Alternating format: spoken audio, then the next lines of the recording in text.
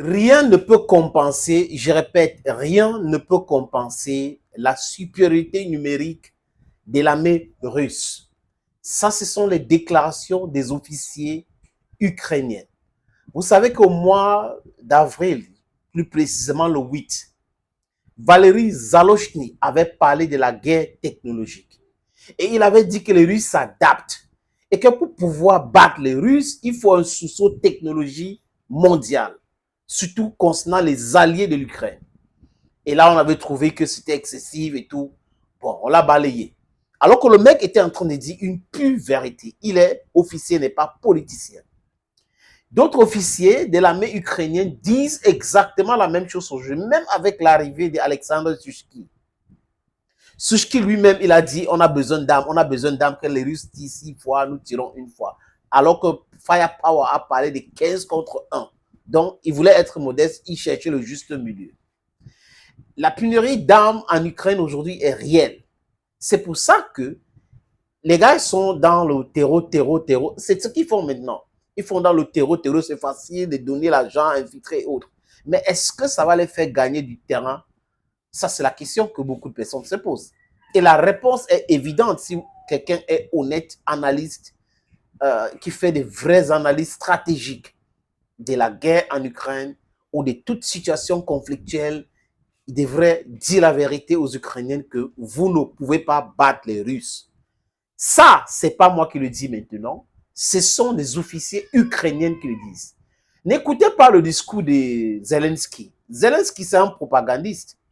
Il est dans son rôle que les Américains et les Otaniens lui ont donné. Fait des coups de vidéo, tweet chaque fois et autres. Mais la réalité, ce sont ces gars qui sont sur le terrain. D'autres disent même qu'ils vivent comme des animaux dans le trou à rats. Ils n'ont même pas d'en utiliser. Certains disent qu'ils mangent une fois, d'autres demi-fois. C'est la réalité de la guerre.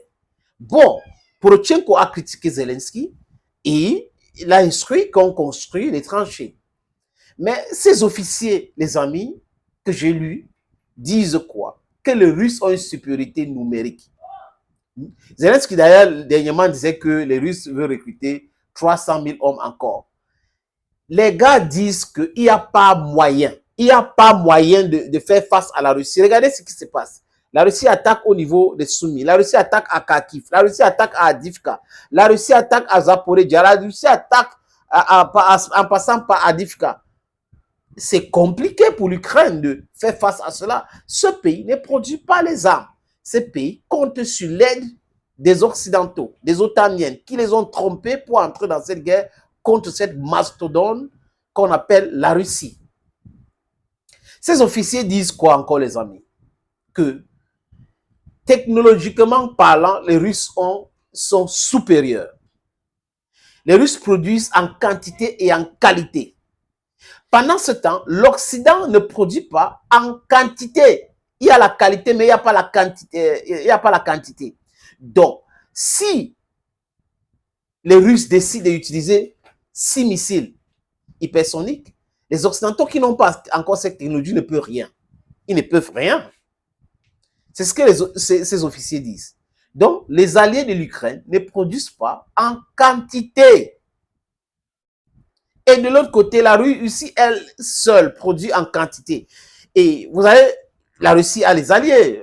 Blinken a dit, les Américains sont en train de tout faire pour que les alliés de la Russie ne lui donnent pas les armes et autres. Mais comment faire? Regardez bien la carte de la Russie. Iran-Russie, ce n'est pas loin. C'est stone throw. Corée du Nord-Russie, c'est la frontière. Chine-Russie, c'est la frontière. Voilà donc les pays qui produisent réellement les armes, les munitions et autres. Comment donc les États-Unis d'Amérique vont empêcher? Ils ne peuvent rien. Ils n'ont pas ce pouvoir de le faire. Blinken passe son temps juste à parler, c'est son travail. Il est diplomate, il ne peut que parler. Mais la réelle politique n'est pas la télévision, n'est pas les radios, n'est pas les RS, les amis. C'est toute autre chose.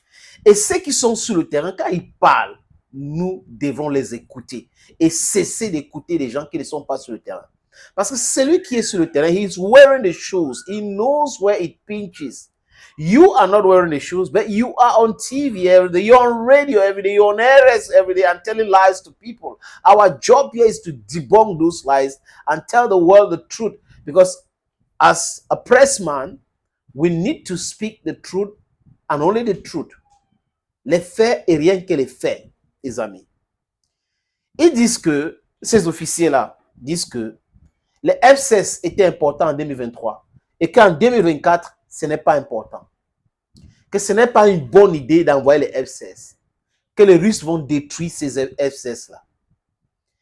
Et ils ont expliqué que depuis une base militaire à Crimée, les Russes tirent les missiles qui n'explosent pas vers l'Ukraine. Donc, ils font des exercices, comment ils vont détruire les F-16. Ils ont déjà commencé à faire ces exercices-là. Donc, si 5 F-16 volent au même moment pour attaquer les différentes positions russes, ils seront détruits. Donc, ça ne sert absolument à rien. Ce sont les officiers qui sont sur le terrain qui parlent. Ils ont parlé des bombes planantes, dont les tranchées ukrainiennes ne servent absolument à rien. Parce qu'ils vont poup et ça va exploser, ça frappe dans les tranchées et autres. Voilà donc les vraies difficultés que rencontre l'armée ukrainienne. Et des vrais militaires nous parlent et on devrait les écouter.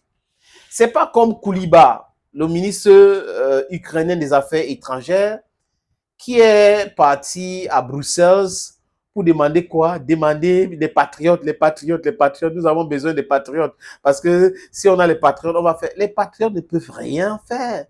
Si on vous donne les patriotes, il faut vous donner les missiles.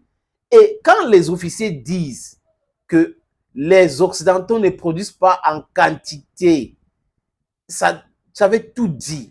Si on a tiré 5 drones et que vous avez 5 missiles, vous avez utilisé les 5 missiles, on tire les deuxièmes vagues de 5 drones, ça va toucher tous les cibles.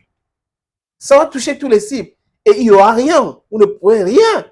C'est un fait. Je pense que Zelensky and his friends should listen to the soldiers, the military who are on the field. They are the ones to tell you the truth of what is happening on the ground. You're not better placed, or at times you have the information, but you come out for propaganda sake, and then you distill some of this information, and then you understand, quand on parle de la propagande, on modifie les informations, c'est ce que les gars font. Mais pendant ce temps, les militaires en ont marre. C'est pour cette raison que certaines vérités commencent à sortir. Et c'est pour cette raison que Zalochny était très populaire, parce qu'il avait commencé à dire la vérité. Là où vont les choses en termes de nombre, en termes de munitions, en termes de firepower, on ne fait pas le poids devant la Russie. Par conséquent, il faut négocier une solution de paix est mieux. Une solution négociée, désolé les amis, est mieux que 24 heures de guerre. À bon entendeur, salut!